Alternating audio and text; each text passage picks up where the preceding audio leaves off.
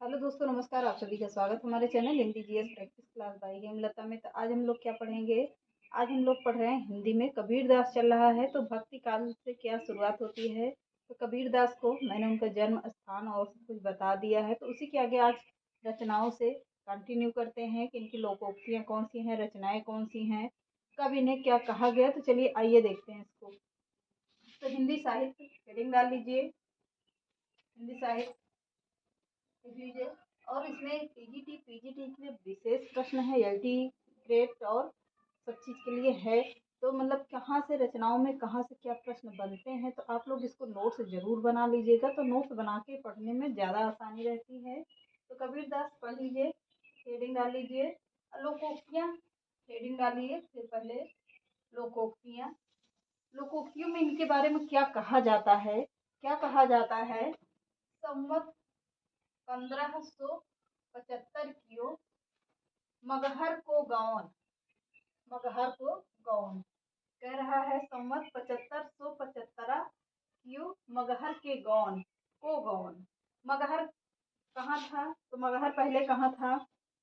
पहले बस्ती जिला में था, जो अब क्या है, अब संत कबीर नगर के नाम से जाना जाता है। मगहर पहले क्या था, पहले बस्ती में था, अब क्या है, अब इसे क्या कहते हैं, संत कबीर नगर,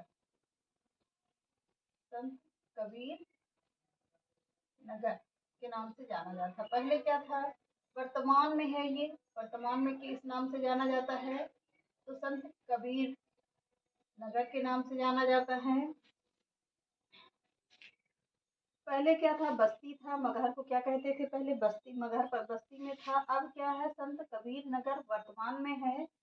माघ सुदी एकादशी रल्यो यौन के पौन, मतलब माघ में हुए थे, एकादशी के दिन हुए थे। ये कब हुए थे, तो माघ में हुए थे और एकादशी के दिन हुए थे। रल्यो यौन पौन, इनके बारे में ये कहा गया है। अब इनकी रचनाएं क्या हैं। मसी कागज नहीं कलम, गही नहीं हाथ। मतलब मस का मतलब होता है स्याही, मस का मतलब होता है क्या, स्याही।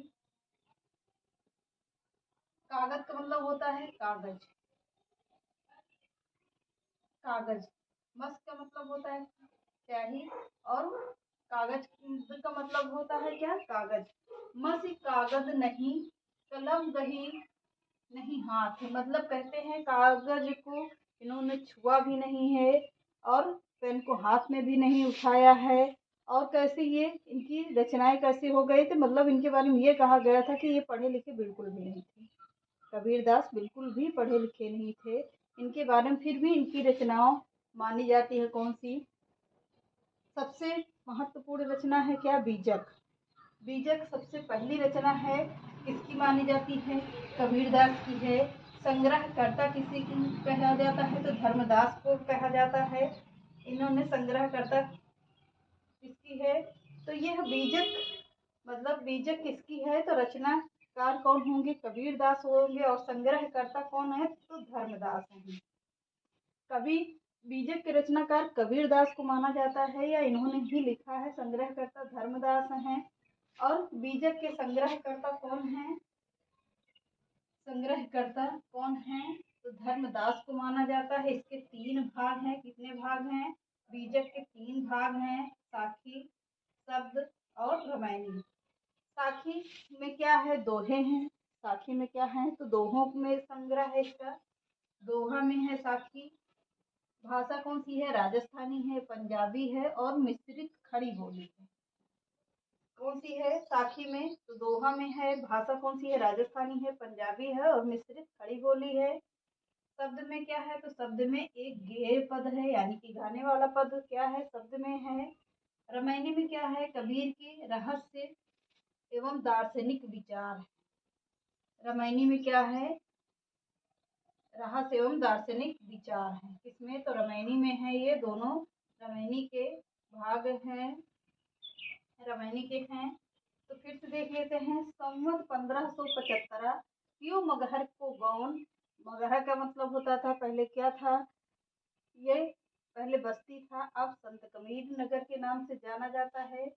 माघ सुदी एकादशी रल्यो यौन के पौन, माघ में हुए थे, एकादशी के दिन हुए थे। अब इनके बारे में क्या कहा जाता है, मसी कागज नहीं कलम गई नहीं हाथ, यानी कि कबीरदास बिल्कुल भी पढ़े लिखे नहीं थे। बीजक किसकी रचना है, तो कबीरदास की रचना है। संग्रहकर्ता कौन होंगे, यह धर्मदास हैं। बीजक संग्रहकर्ता के कौन हैं, मतलब बीजक के संग्रहकर्ता कौन है, धर्मदास हैं। इसके कितने भाग हैं, इसके 3 भाग हैं, साखी, शब्द और रामायणी। दोहों में है, राजस्थानी है, भाषा इसकी राजस्थानी है। इसकी साखी की भाषा राजस्थानी है, पंजाबी है, मिश्रित खड़ी बोली है। पद में क्या है, गाने वाले पद हैं।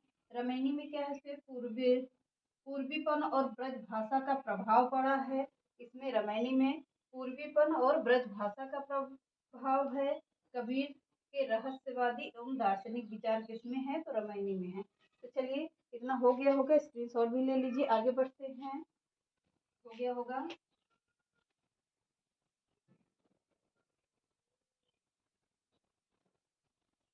अब आगे देखते हैं इनके बारे में कि इनकी रचनाएं कौन कौन सी हैं, इन्हें क्या क्या कहा जाता है और किस नामों से जाना जाएगा।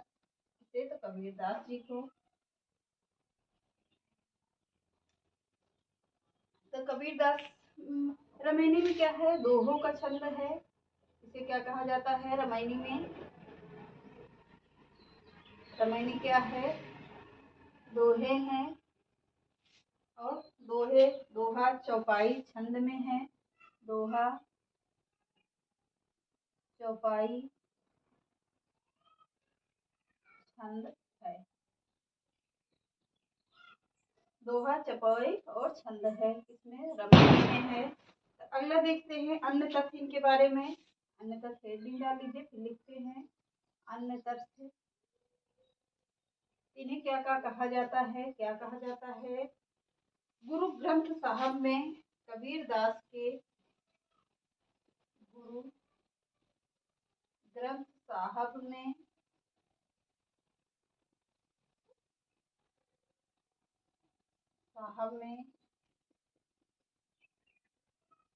कबीरदास के,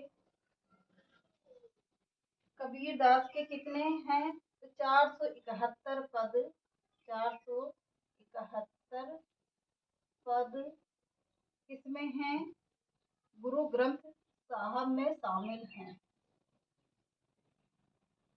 शामिल हैं। तो गुरु ग्रंथ साहब में कबीरदास के कितने पद, तो 471 पद शामिल हैं। अगला पॉइंट लिखिए, आचार्य हजारी प्रसाद द्विवेदी जी, आचार्य हजारी प्रसाद द्विवेदी, आचार्य हजारी प्रसाद द्विवेदी, द्विवेदी जी कबीरदास को वाणी का डिक्टेटर, कबीर दास को वाणी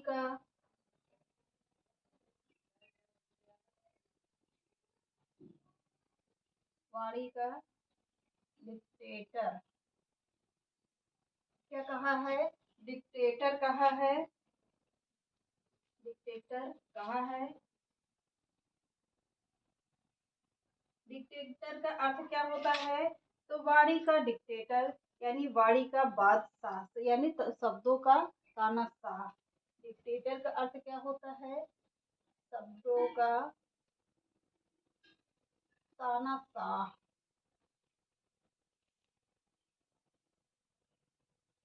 तानाशाह। वाणी का डिक्टेटर का अर्थ क्या होता है, शब्दों के तानाशाह। अब अगला पॉइंट, इसमें एक इनकी सबसे बहुत महत्वपूर्ण पंक्ति है, कबीर कबीरा पूता राम का, कबीरा पूता राम का, कबीरा पूता राम का मोतिया मेरा नाव, मोतिया मेरा नाव, नाव का अर्थ होता है नाम, मेरा नाव। कह रहा है कबीरा कूता, कूता का मतलब कुत्ता, कुत्ता है। कुत्ता का पर्यायवाची क्या होता है? सारमेर, स्वान, सारमेर,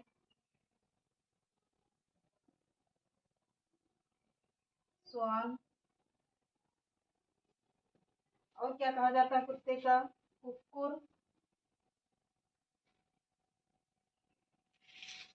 कुक्कुर और कुत्ता, कुत्ता भी दिया है। तो क्या क्या कहा जाता है? कुत्ते का पर्यायवाची कुत्ता, सारमेर, स्वान और कुक्कुर, ये सब क्या है? तो कुत्ते के पर्यायवाची हैं। क्या कहते हैं? पूता मेर, पूता राम का मोतिया, पूता राम का मोतिया मेरा नाव। मोतिया मतलब मोती, कुत्ते का क्या नाम है? मोती है। और मेरा नाम भी है क्या? मोतिया मेरा नाव। अब ये तो चलिए अगली लाइन लिखिए। कबीर दास से जुड़ी रचनाएं, हेडिंग डाल लीजिए। कबीर दास से जुड़ी रचनाएं। अब इसमें लिखिए क्या? पहली रचना इनकी कौन सी है? इनसे जुड़ी हुई है क्या? कबीर ग्रंथावली, कबीर ग्रंथावली किसकी रचना है? ये है श्याम सुंदर दास, श्याम सुंदर दास। और किसकी है? डॉक्टर माता प्रसाद गुप्त, डॉक्टर माता प्रसाद गुप्त। अगली रचना कौन सी है? कबीर रचना, ये भी रचना ही है। कबीर रचना, ये किसकी रचना है? यह है पारसनाथ तिवारी की, पारसनाथ तिवारी की रचना है। अगली कौन सी रचना है? तीसरी रचना कौन सी होगी? तो कबीर वचनावली है, कबीर वचनावली।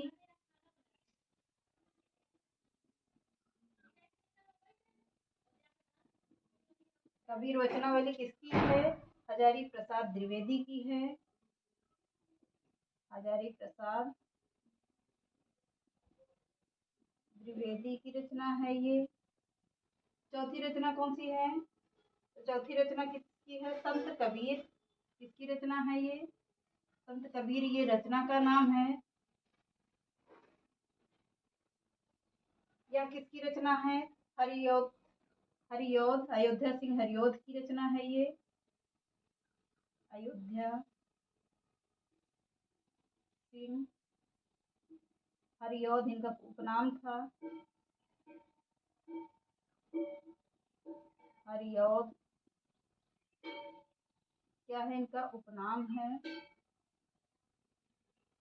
अगली कौन सी रचना होगी? पांचवी, अकथ कहानी प्रेम की, अकथ कहानी प्रेम की किसकी है? पुरुषोत्तम अग्रवाल की रचना है ये, पुरुषोत्तम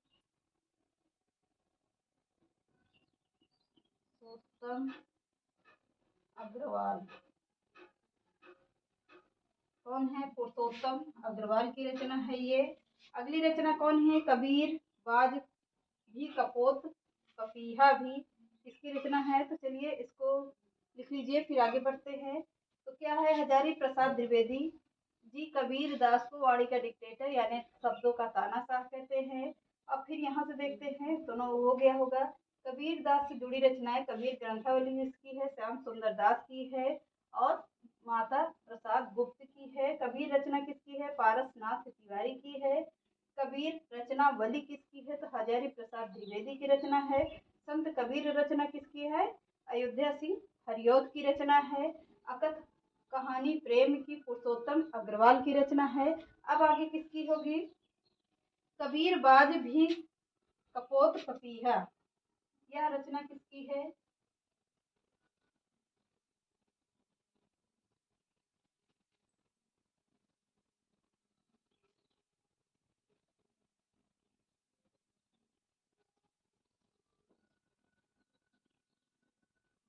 छठी रचना होगी। यह किसकी रचना है? कबीर बाज भी कपोत पपीहा, कबीर बाज भी कपोत यानी कबूतर, कपोत पपीहा किसकी रचना है? ये है डॉक्टर धर्मवीर की रचना है। ये डॉक्टर धर्मवीर। ये कैसे लेखक थे? तो यह कौन थे? इन्हें क्या कहा जाता है? इन्हें दलित कवि। ये दलित लेखक थे, दलित लेखक थे।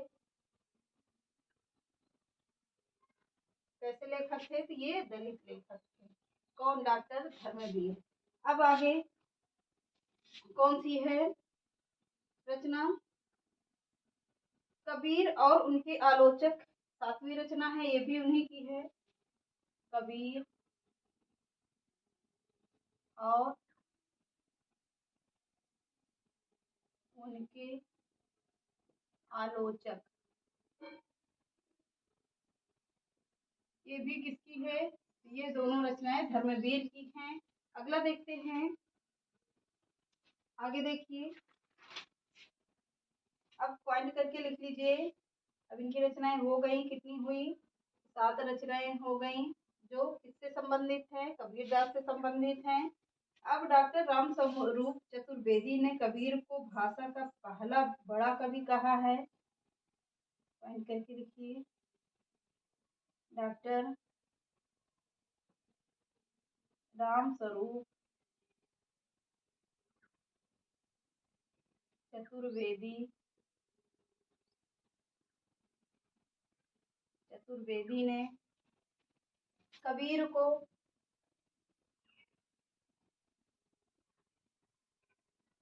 भाषा का पहला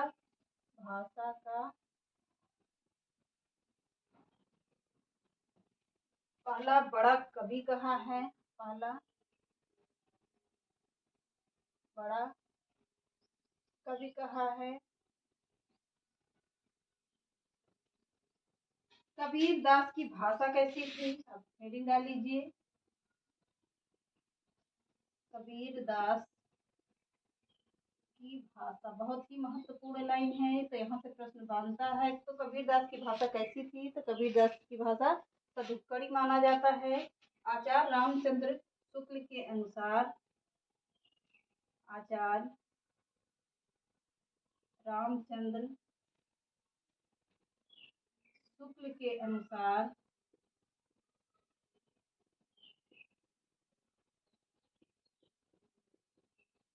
क्या कहा जाता है? तो कबीर की भाषा कैसी थी? या ऐसे ही लिख लीजिए, सदुक्कड़ी थी। सदुक्कड़ी थी। अगला पॉइंट लिखिए। श्याम सुंदर दास ने राम कुमार वर्मा और श्याम सुंदर दास, डॉक्टर राम कुमार वर्मा,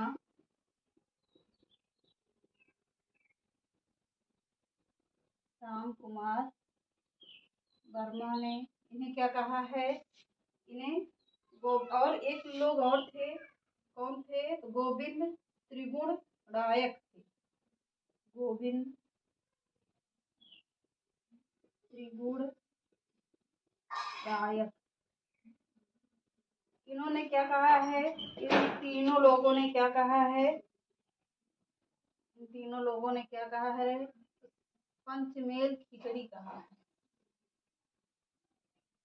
क्या कहा है इन तीन लोगों ने मिलकर? इन्हें पंचमेल खिचड़ी कहा है। किसे? कबीर दास की भाषा को क्या कहा है? पंचमेल यानी 5 भाषाओं का मेल खिचड़ी कहा है। डॉक्टर बच्चन सिंह ने कहा है पंचमेल का अर्थ क्या होता है? पंजाबी, खड़ी बोली, भोजपुरी, पंजाबी, खड़ी बोली,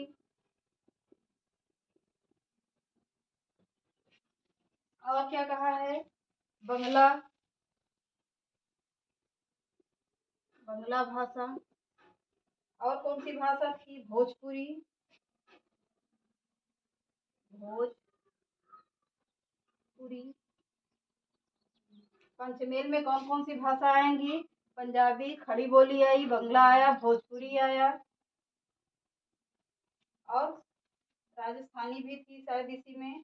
तो यह कैसी, इसी को क्या कहा गया? पंचमेल खिचड़ी कहा गया। अब डॉक्टर बच्चन सिंह क्या कहते हैं, इनको देखते हैं। डॉक्टर बच्चन सिंह, डॉक्टर बच्चन सिंह क्या कहते हैं? इन्हें संत भाषा कहते हैं। संत भाषा यानी इनकी संतों वाली भाषा थी। अब क्या कहा जाता है? कबीर दास की शिक्षाओं का निरूपण साखी में है। पॉइंट करके लिख लीजिए। कबीर दास शिक्षाएं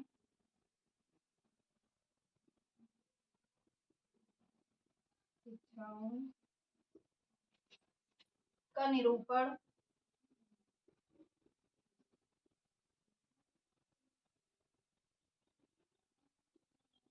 निरूपण किसमें है? तो साखी में है। पूरी कथा किसमें है? तो साखी में है। साखी मतलब आखी यानी ज्ञान। ये कौन हो गए? ये हो गए कबीरदास। तो चलिए आज देखते हैं।